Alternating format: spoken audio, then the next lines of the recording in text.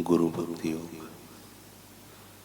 इस कलयुग में आत्म साक्षात्कारी सद्गुरु की भक्ति के द्वारा ही ईश्वर साक्षात्कार करना है। सत्य स्वरूप ईश्वर का साक्षात्कार किए हुए गुरु कलयुग में तारणहार है। गुरु से दीक्षा प्राप्त हो जाए, यह बड़े भाग्य की बात है। मंत्र चैतन्य माने मंत्र की गूढ़ शक्ति गुरु की दीक्षा के द्वारा ही जागृत होती है। आज ही से संपूर्ण भक्ति भाव पूर्वक सद्गुरु की सेवा करने का निश्चय करो। आध्यात्मिकता की खान के समान गुरु के सहाय के बिना आध्यात्मिक प्रगति संभव नहीं है। गुरु साधकों के आगे से माया का आवरण एवं अन्य विक्षेप दूर करते हैं और उनके मार्ग में प्रकाश करते हैं। गुरु और शिष्य का संबंध बड़ा गूढ़ है, जिसकी तुलना नहीं की जा सकती। संसार के सभी संबंध स्वार्थ से बंधे हुए हैं, परंतु गुरु शिष्य का संबंध पवित्र है, निस्वार्थ है। स्वामी शिवानंद जी सरस्वती के गुरु भक्ति योग सदग्रंथ में लिखा है, गुरु शिष्य का संबंध पवित्रतम संबंध है। संसार के तमाम बंधनों से छुड़ाकर वह मुक्ति के मार्ग पर प्रशस्त करता है। यह संबंध जीवन पर्यंत का संबंध है। जिसको सद्गुरु प्राप्त हुए हैं, ऐसे शिष्य के लिए इस विश्व में कुछ भी अप्राप्य नहीं। सद्गुरु शिष्य को मिली हुई परमात्मा की अमूल्य भेंट है। सद्गुरु पूर्ण विकसित होते हैं, उनमें द्वैत भाव नहीं होता। पूर्ण गुरु शिष्य की दुर्मति रूपी मैल को दूर कर सुमति प्रदान करके उसे विवेकशील बनाते हैं और उसके सभी बंधनों को काट डालते हैं। सद्गुरु शिष्य की हर समय रक्षा करते हैं। जैसे बालक अनजान होता है, लेकिन उसकी माँ उसके ऊपर आने वाली मुसीबतों से उसकी रक्षा करती है, ठीक उसी प्रकार शिष्य के ऊपर आने वाली या आई हुई विपदाओं को सद्गुरु मिटाते हैं और शिष्य को पता तक नहीं चलने देते। वे उसे भटकाने वाली अविद्या को भोगों में आसक्त कर दुख, शोक, रोग, संताप देने वाले अज्ञान को मिटा देते हैं।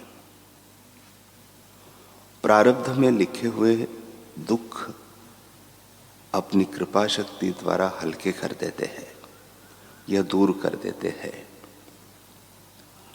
और उससे भी आगे जाकर सुख सपना और दुख बुलबुला है, यह अनुभव करा देते हैं। शिष्य को मिथ्या दुखों और मिथ्या सुखों दोनों को खेल समझाकर अपने आनंद स्वरूप में मस्त रहने की कला सिखा देते हैं।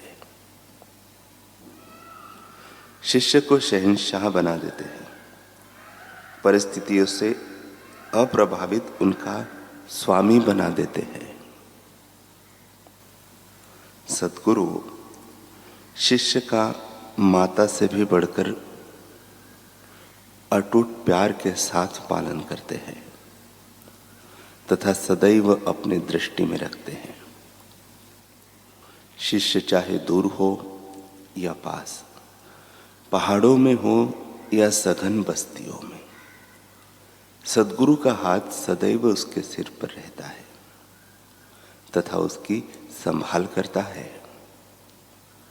कछुई धरती में अंडे देकर स्वयं पानी में रहती है। वह ध्यान के द्वारा अंडों को पकाती है। इसी प्रकार सद्गुरु शिष्य को सदा अपनी दृष्टि में रखकर उसका पालन करते हैं ताकि वह त्रिगुणात्मक अंडे से बाहर आ सके। संसार के लोगों का साथ और संबंध कच्चा व अस्थिर है। अधिकतर लोग तो इस संसार में ही दुखी हो कठिनाइयों के समय साथ छोड़ देते हैं। कोई बिरले ही अधिक से अधिक अंत समय तक साथ रहते हैं। पर सद्गुरु शिष्य के सच्चे रक्षक और साथी है। वे आवश्यकता और कठिनाइयों में तो साथ रहते ही है, मृत्यु के समय तथा बाद में भी साथ नहीं छोड़ते। संत कबीर जी कहते हैं, जिस प्रकार सोने को कभी जंग नहीं लगता और लोहे को घुन नहीं खाता, उसी प्रकार गुरु भक्त कभी नरकों में नहीं जाता।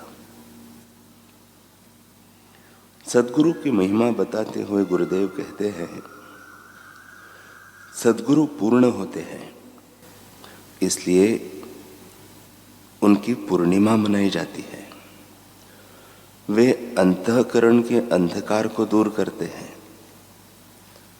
तथा आत्मज्ञान की युक्तियां बताते हैं। दीक्षा के दिन से सद्गुरु शिष्य के अंतःकरण में निवास करते हैं।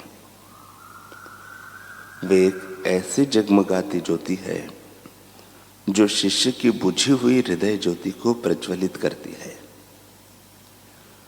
शिष्य को भवरोग से दूर कराती है।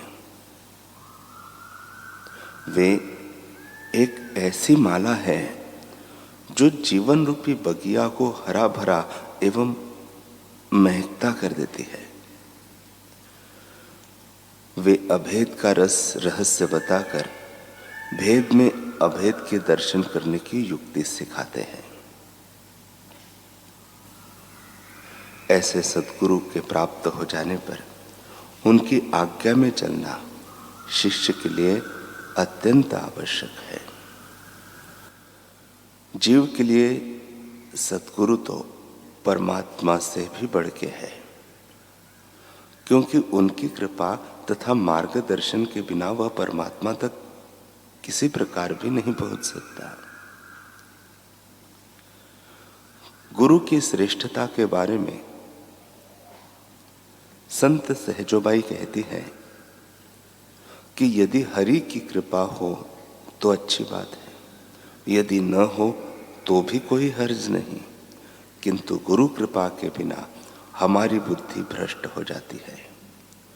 गुरु के बिना अध्यात्म के मार्ग पर कोई चल नहीं सकता और न सच्चा ज्ञान ही प्राप्त कर सकता है। गुरु के बिना जीव अंधकार में भटकता फिरता है। इसलिए सहजोबाई आगे कहती है, राम तजु पे गुरु न बिसारो, गुरु के सम हरि को न निहारो। हरि ने जन्म दियो जग माही, गुरु ने आवागवन छुड़ाही। चरणदास पर तन मन वारो, गुरु न तजु हरि को तज डारो।